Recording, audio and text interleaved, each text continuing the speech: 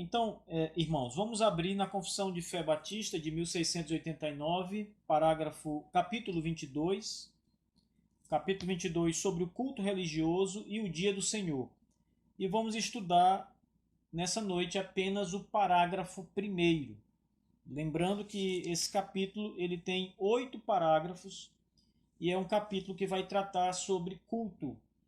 A ideia geral desse capítulo é o culto. E o dia que o culto é realizado aqui, claro, no domingo, o chamado Dia do Senhor, por ser o dia da ressurreição do Senhor Jesus Cristo. Então, capítulo 22, parágrafo 1, sobre o culto religioso e o Dia do Senhor.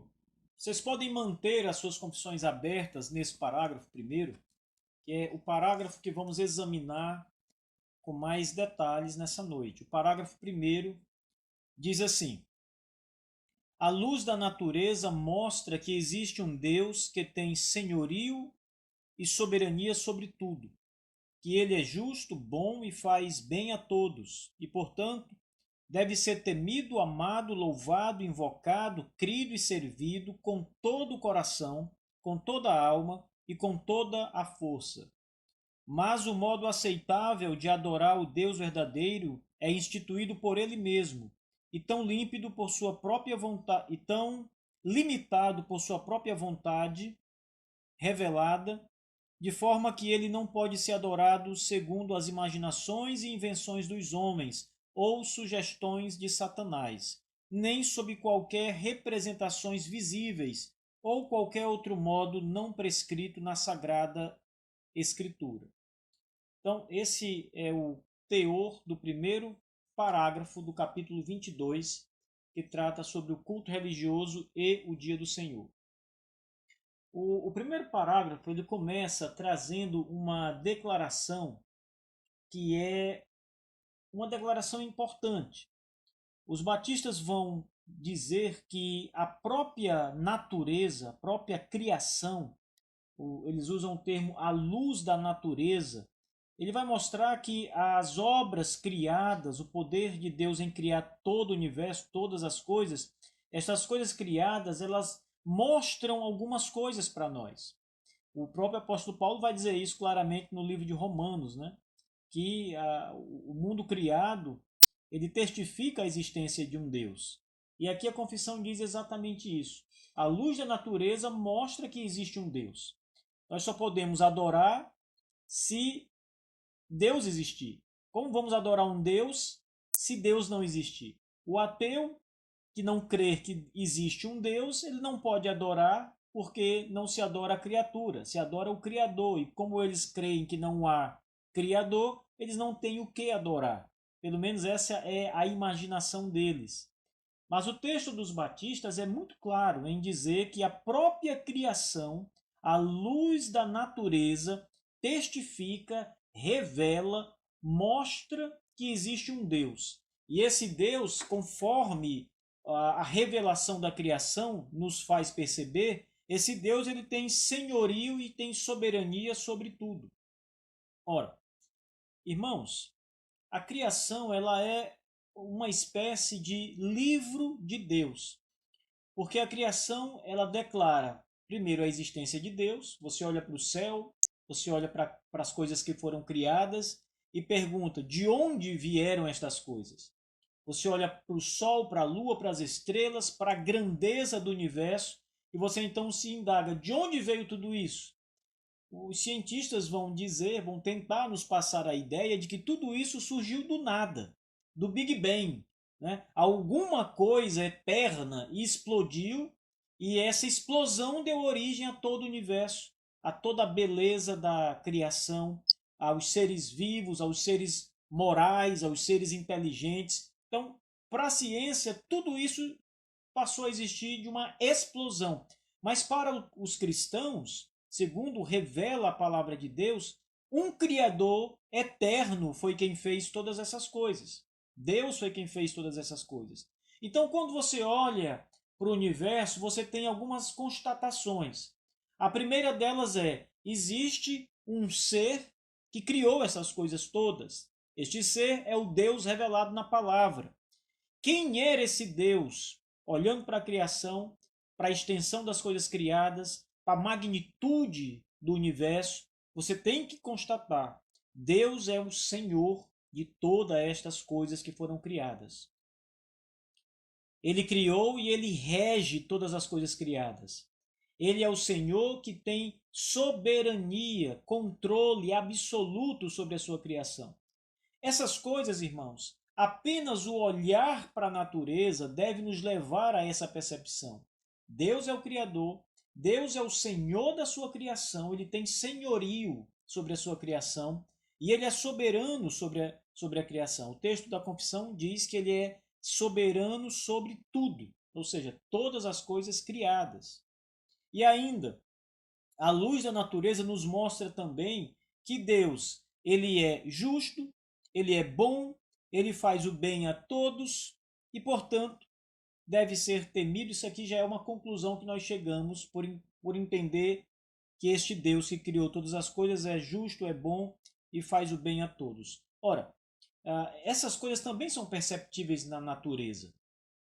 Deus manda alimento, por exemplo, para todas as suas criaturas. O Salmo 104 vai dizer abertamente, né, que todos os seres criados esperam em Deus. Se Deus abre a mão, eles têm com fartura. Mas se Deus fechar as suas mãos, todos morrem. Todos precisam de Deus para existir. Deus dá a eles a respiração, ou seja, o oxigênio. Mas Deus também dá os mecanismos internos dos seres, né, a sua própria estrutura física, para que tudo funcione de modo coordenado e perfeito.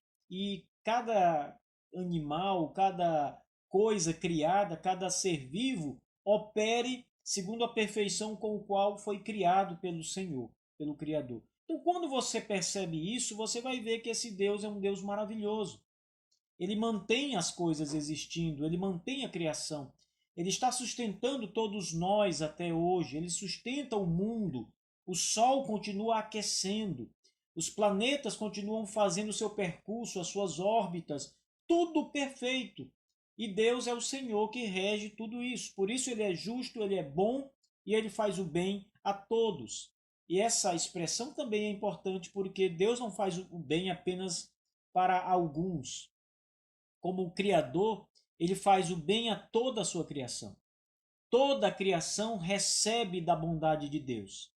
Os homens crentes, por exemplo, falando aqui das criaturas morais, da coroa da criação que é o ser humano, os homens crentes, os eleitos de Deus que foram chamados pelo Espírito Santo e servem a Cristo, recebem de Deus todas as coisas que lhes são necessárias, alimento, vestimenta, tudo que lhes é preciso para sobreviver. Eles têm saúde, eles têm casa, enfim, todas as coisas que nós temos. Mas somente nós temos isso? Os homens ímpios, aqueles que negam o Evangelho, que negam a Jesus e que são abertamente, declaradamente inimigos da cruz de Cristo, porventura também não têm as mesmas coisas que nós temos? Eles também têm roupa, eles também recebem alimento, Deus também os sustenta com a sua mão poderosa. Então, realmente, como diz a confissão, Deus faz o bem a todos, não só a alguns, mas como Pai Criador, ele faz o bem a todos. E qual é a conclusão que nós chegamos? A confissão de fé batista diz: por isso, ou portanto, ele deve ser temido, amado, louvado, invocado, crido, servido com todo o coração, com toda a alma e com toda a força. Se nós, que somos as criaturas que Deus criou e deu essa aptidão moral, a condição de crer ou recusar o Senhor, a condição de amar ou odiar. E se nós sabemos que todas as coisas existem pelas mãos de Deus e que Ele é o Criador absoluto de tudo que existe, nós temos uma obrigação diante disso. Estamos diante de um Deus que é bom e que sustenta tudo que fez e que cuida de tudo que fez. Então é nossa obrigação moral, como diz a nossa confissão de fé, temer a esse Deus porque ele é o Deus Todo-Poderoso. Ele é o Deus que sustenta, mas que pode fechar a sua mão e parar de nos sustentar. E nós morremos se ele fizer isso. Deus é um Deus que precisa ser temido, mas também precisa ser amado, porque ele é bom, ele faz o bem a todos, ele cuida de todos, ele tem sustentado sua igreja e tem sustentado os ímpios da mesma forma. Então ele precisa ser amado por todos, não só pela igreja. Todos os homens devem o seu amor incondicional a Deus, pelo fato de existirem. Deus também, por causa de todas as coisas já mencionadas, deve ser louvado pela sua criação. Nós, homens, precisamos e devemos louvar a Deus. Veja que eu não estou dizendo que nós, por bom senso, precisamos fazer isso como um tipo de pagamento. Essa, na verdade, é uma obrigação. Isso não é algo que está na nossa condição de vamos ver se eu devo fazer isso, louvar a Deus ou não. Não, é uma obrigação da criatura. Nós fomos criados, irmãos, para amar a Deus e para adorá-lo. Portanto, adorar a Deus, louvar a Deus, é um dever de todos os homens, não só dos crentes, de todos. Somente os crentes fazem isso, é verdade, porque foram remidos, lavados por Cristo. Mas o dever é de todos os homens. Veja, é um dever de todos os homens se arrependerem dos seus pecados, mas nem todos se arrependerão dos seus pecados. Apenas os eleitos de Deus vão se arrepender de seus pecados. Da mesma forma, é um dever de todos os homens temer, amar e louvar a Deus, mas nem todos louvarão a Deus, nem todos amarão e nem todos temerão ao Senhor. Deus também deve ser invocado e deve ser crido, deve ser servido pelo povo. O catecismo coloca isso como o fim supremo e principal do homem, né? Louvar a Deus e gozá-lo para sempre. Exatamente, muito bem. A primeira pergunta do catecismo, a resposta é essa que o Gustavo deu. Nós fomos criados para isso. Então ninguém está fazendo um favor para Deus quando o adora, quando louva o seu nome, quando reconhece o seu amor e a sua bondade. Nós fomos criados para fazer isso, para adorar, amar, gozar a Deus eternamente, pelos séculos dos séculos. Então, veja, a confissão, nesse capítulo 22, ela começa estabelecendo que a criação denuncia a existência de Deus, o seu senhorio, a sua soberania, mas também alguns aspectos desse Criador, como a sua justiça, a sua bondade para com todas as suas criaturas. E por causa disso, por ser assim, a criatura deve então, por sua vez, temer a Deus, amar a Deus, louvar, invocar, crer nele e servi-lo. Veja, servi-lo com todo o coração, com toda a sua alma e com toda a sua força. Ou seja, o eco aqui vem das palavras do Senhor Jesus Cristo, né?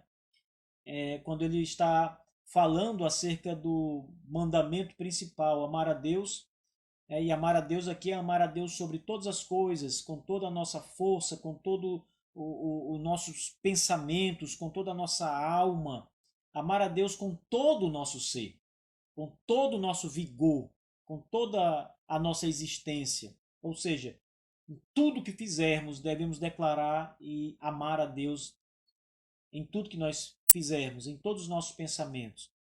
Agora, perceba que a confissão ela começa apresentando a ideia da existência, da bondade e da obrigação que temos diante de Deus de temer, de crer nele e de adorá-lo. A segunda parte desse parágrafo vai começar a mostrar a maneira de fazer isso. Por enquanto, nós vimos aqui até a metade do parágrafo a obrigação que nós temos, que é todas estas coisas que se diz no final desse trecho, que nós devemos temer, amar, louvar, invocar, crer e servir a Deus com todo o nosso ser. E agora nós vamos começar a entender como devemos fazer isso. Veja, mas, diz a confissão, o modo aceitável de adorar o Deus verdadeiro é instituído por ele mesmo e é tão limitado por sua própria vontade revelada, de forma que ele não pode ser adorado segundo as imaginações e invenções dos homens, ou sugestões de Satanás, nem sob qualquer representações visíveis ou qualquer outro modo não prescrito nas Sagradas Escrituras. Então perceba que agora nós vamos começar a entrar diretamente nas questões relacionadas à adoração a Deus e como nós devemos fazer isso. Então, onde estão as instruções sobre a adoração?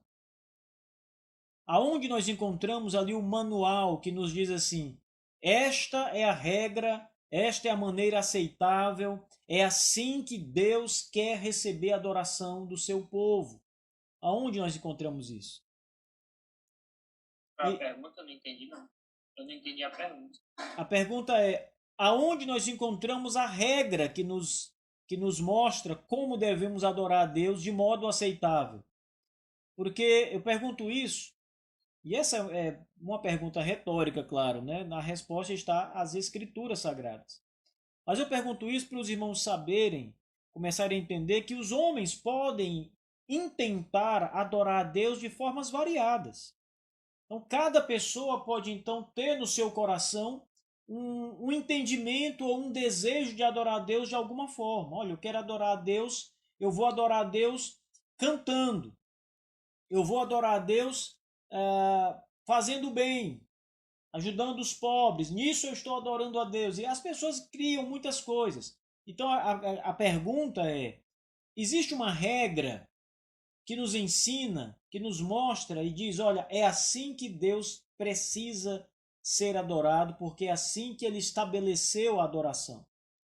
Então, a confissão vai dizer isso. O modo aceitável de adorar o Deus revelado, o Deus verdadeiro, é instituído por ele mesmo. Então, a adoração não é uma invenção humana. A gente começa aprendendo isso.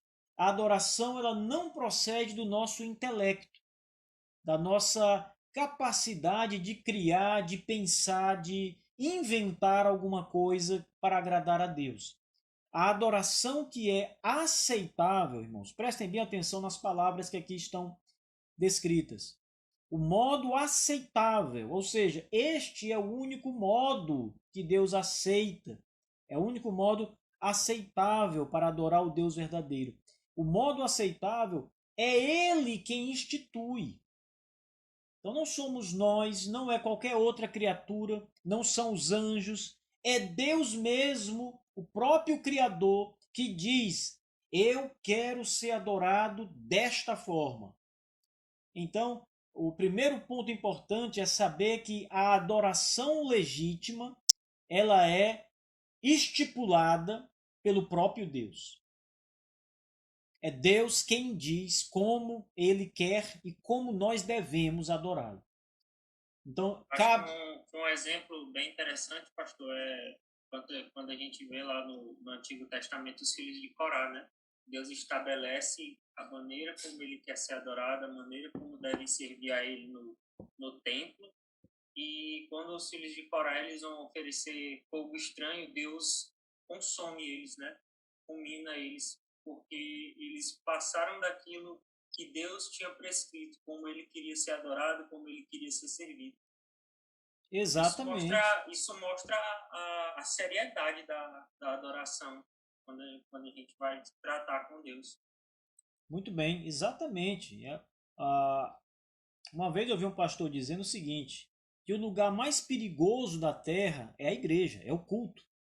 Porque Deus já matou muita gente no culto, né? Por conta de adoração falsa. Prestem bem atenção nisso. Esse exemplo que o Gustavo está dando aí, dos filhos de Corá, é um exemplo interessante. Eles morreram porque apresentaram um fogo estranho, ou seja, fogo estranho era um elemento para a adoração do Antigo Testamento, estabelecido nos rituais litúrgicos de Arão, né, para os sacerdotes. Só que a maneira como os filhos de Corá fizeram era diferente daquela que Deus havia prescrito, ordenado que fosse feito. Então eles fizeram algo estranho. E por conta disso, por fazerem aquilo que Deus não mandou fazer e chegarem-se à presença de Deus de modo não aceitável, Deus os fulminou naquele momento. E eles morreram mesmo. Como diz, tem outras passagens também que fala também de coisas semelhantes a essa. Né? Essa não é a única passagem, diga-se aos irmãos. Então, a adoração, primeiro, é Deus quem diz como quer ser adorado. Ele que vai dizer, olha, cante músicas para mim. Nós só cantamos na igreja hinos a Deus, louvores ao Senhor, porque Ele mandou que nós cantássemos. Está lá estipulado na sua palavra. Se as músicas não estivessem ordenadas, prescritas no culto a Deus, nós não poderíamos cantar para Deus. Não no culto, pelo menos. Não poderia ser feito isso, porque não estava prescrito, não era isso que Deus queria. Mas, como nós entendemos pela revelação que a música foi ordenada por Deus e ele recebe louvores, o Salmo 100 diz: todo ser que respira, louve ao Senhor. E muitas passagens, o próprio Senhor Jesus, depois de conversar com os apóstolos, próximo da sua morte, eles estavam reunidos e cantaram hinos a Deus depois da comunhão. Então, existem muitas passagens que mostram a música como um dos elementos ordenados por Deus e que Deus deve ser cultuado com a música também, é um dos elementos do culto. Mas se ela não tivesse lá, não poderíamos usá-la. Então, o modo aceitável de adorar o Deus verdadeiro é instituído por ele mesmo. Irmãos, aqui também fica declarado que o culto é para agradar a Deus, não a nós homens. O culto não pode ser antropocêntrico. Deus deve ser agradado, Deus deve ser adorado, tudo é oferecido para Ele, para agradá-lo. Tem muita gente que toma o culto e faz um culto que agrada as pessoas. Ele não está preocupado em agradar a Deus. Ele está preocupado em agradar as pessoas que estão na igreja, para que elas voltem outras vezes para a igreja e fiquem felizes na igreja e se sintam bem na igreja. Então, esse não é o modo das Escrituras. O modo que nós devemos ir à igreja, o coração que nós devemos ter para ir até a igreja é para adorar o nosso Criador conforme Ele mesmo estabeleceu. Por isso o culto é como Deus manda, não como nós desejamos. Nós não temos que ficar tristes ou insatisfeitos porque o culto foi assim. Não, o culto, se for como está na Bíblia, amém, é isso que nós devemos fazer continuamente. Não apresentar nada fora daquilo que está prescrito na palavra. Porque Deus institui como Ele mesmo quer ser adorado. Ora, a confissão diz o seguinte: Deus instituiu a maneira de adoração, né, um modo aceitável de adorá-lo, e este modo está limitado na sua própria vontade revelada. Então, você aprendeu o seguinte: Deus, o próprio Deus, é quem diz como ele quer ser adorado. Ok. Segundo ponto: onde está essa regra? Onde Deus nos diz como quer ser adorado? Na sua palavra, na sua vontade revelada, para usar aqui as palavras da confissão de fé. Ou seja, é na Bíblia. Você quer saber como adorar a Deus? As Escrituras são a fonte aonde Deus revelou como quer ser adorado. Então, tudo que nós precisamos saber sobre o culto a Deus está nas Escrituras. Nós precisamos estudar a palavra de Deus para que adoremos a Deus conforme Ele estabeleceu e não de outra forma. As Escrituras contêm toda a revelação divina, meus irmãos.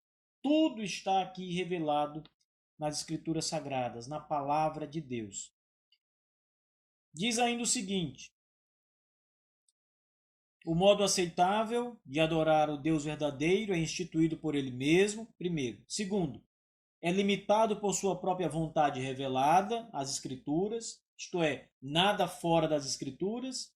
As Escrituras limitam, veja, elas são o limite, não pode ter nada fora dela, além das Escrituras. As Escrituras são o limite. Tudo que está revelado acerca da adoração está nas Escrituras, nada ficou fora. Não adianta trazer alguma coisa que não está na Bíblia, porque isso não é aceitável. Olha os filhos de Corá, como disse aí o irmão Gustavo. Então, a adoração é limitada pela sua própria vontade revelada, de forma que Deus não pode ser adorado segundo as imaginações e invenções dos homens ou sugestões de Satanás. Irmãos, as pessoas, elas podem ter muita boa vontade quando procuram implementar no culto a Deus novidades. Então tem muita gente que gosta do teatro, gosta de peças teatrais, né? Algumas igrejas, elas durante o culto, elas promovem peças teatrais, são encenações de passagens bíblicas, de momentos da história do evangelho, a crucificação. Nós não estamos aqui para julgar a qualidade dessas apresentações. Muitas delas são péssimas, mas isso não é o problema. Muitas também são muito boas em termos de dramatização, de teatrologia, etc. São muito boas. As pessoas são praticamente atores profissionais. Mas veja, esse não é o ponto aqui. O ponto aqui é que esta forma não deve ser acrescida à adoração divina. Esse elemento, a dramatização, o teatro, né, não está presente nas Escrituras. Como é que eu vou, durante o culto a Deus, fazer uma peça teatral linda, cheia de bons atores, com muita qualidade cenográfica, etc. O problema é que isso não está prescrito, isso é proibido pelas Escrituras Sagradas, porque não está liberado. Então veja, isso seria o que a confissão está chamando aqui de invenções humanas. Invenções humanas não pode estar no culto. Vocês sabem que os batistas reformados do século XVII, que escreveram esse documento, eles tiveram muitos embates com os presbiterianos e com os congregacionais por causa do batismo de bebês. E eles sempre diziam que os presbiterianos e os congregacionais quebravam o princípio regulador do culto. Ou seja, eles colocavam no culto aquilo que não era aceitável, porque Deus não estabeleceu na sua palavra, que era o batismo de bebês. Então, o batismo de bebês é uma quebra deliberada do princípio regulador do culto. Não há nas Escrituras nenhuma passagem que fale disso. E os batistas, quando debatiam com estes homens, eles diziam o seguinte: vocês estão inventando adoração. Isso é pura coisa das vossas cabeças. Tem muitos debates dos batistas que eles diziam exatamente isso. Isso era um grande argumento, porque nunca havia defesa para ele. Os pedobatistas sempre eram derrotados porque não conseguiam provar pelas escrituras que o batismo infantil é bíblico. Eles não tinham um texto para mostrar. Então eles sempre perdiam esse debate. Então, por que nós não batizamos bebês, gente? Por que nosso culto não tem isso? Primeiro, porque não é ordenado na palavra. Se fizermos isso, quebramos o princípio regulador do culto a Deus, né? Vamos fazer aquilo que os filhos de Corá fizeram. Vamos trazer fogo estranho ao culto e quebramos o princípio regulador do culto a Deus. Essas coisas não são prescritas nas Escrituras, por isso são proibidas pelas Escrituras Sagradas. Aquilo que não está ordenado não pode entrar no culto. Aquilo que não está revelado na palavra não pode ser usado por nós para o culto a Deus. A Bíblia vai nos mostrar claramente que o batismo é para aqueles que creem e se arrependeram dos pecados. Portanto, bebês não podem entrar no batismo porque não podem crer e se arrepender. Então, por isso, Deus não falou, então batismo de bebês não pode estar no culto, porque não é prescrito na palavra de Deus. Os batistas também dizem que não podemos adorar a Deus nem conforme as imaginações dos homens, invenções dos homens, e nem pelas sugestões de Satanás.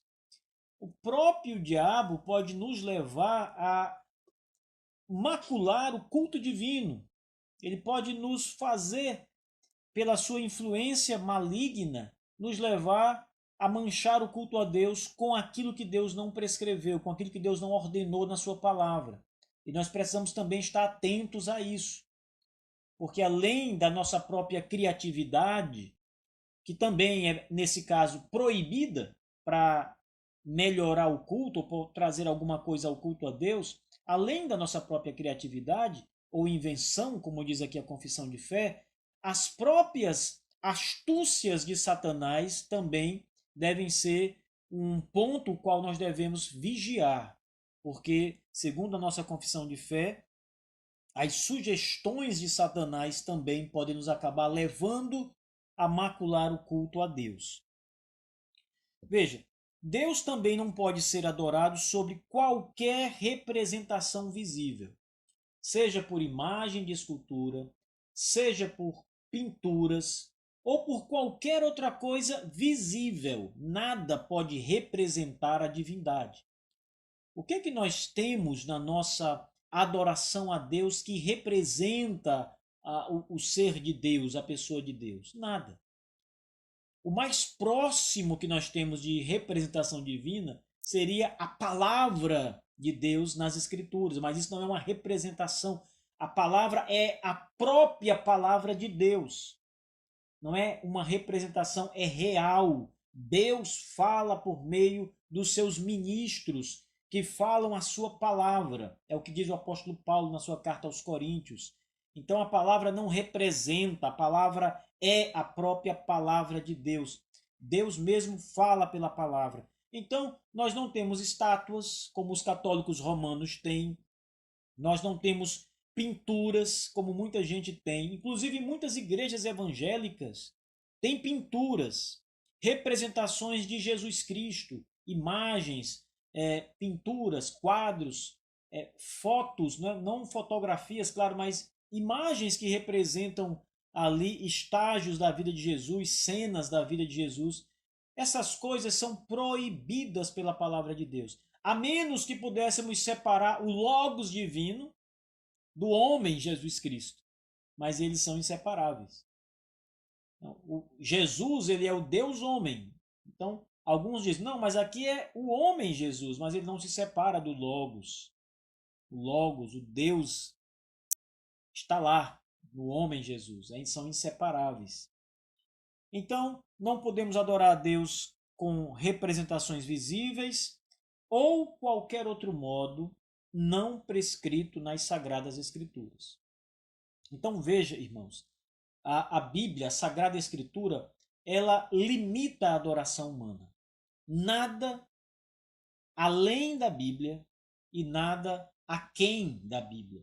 Nós não podemos também adorar a Deus com algumas das ordens bíblicas. Por exemplo, o nosso culto não é um culto a Deus completo se faltarem alguns dos elementos que são ordenados nas Escrituras.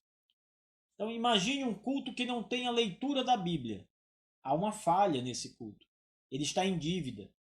Imagine um culto em que não há a pregação da palavra de Deus, que seja uma exposição filosófica ou psicológica. A Bíblia nem é lida. Chega alguém e vai subir. Tem muito pastor hoje que é psicólogo. E alguns desses pastores aproveitam o momento da pregação para tratar psicologicamente das pessoas da igreja. Ele nem lê a Bíblia. Ele simplesmente começa a falar e usar questões psicológicas, tal, e acabou-se. No final das contas, ele falou 30 minutos, 40 minutos e não leu nenhuma passagem da Bíblia, não usou as escrituras de forma alguma. Isso também é um elemento negativo, macula o culto a Deus, com toda certeza. Faltou um elemento, que é a pregação da palavra, e entrou um elemento estranho, que é o discurso psicológico. Então, há uma dupla falta aí, não é? A falta de um elemento ordenado e o acréscimo de um elemento não ordenado. Então, a nossa adoração, ela é limitada por aquilo que Deus revelou, porque o que Deus revelou é o que Deus ordenou, é a maneira como Deus quer ser adorado. Nada pode faltar do que está ali, mas também nada pode ser acrescentado, além do que já está revelado. Basicamente, irmãos, é isso que o artigo 1º nos ensina. A confissão agora, a partir do 2º parágrafo, vai começar a destrinchar o que foi dito no primeiro parágrafo. Eles vão agora de modo mais sucinto, mas também de um modo mais cuidadoso, por assim dizer. Esse assunto vai ser detalhado agora daqui para frente, inclusive apontando para o dia da adoração, que é o dia do Senhor.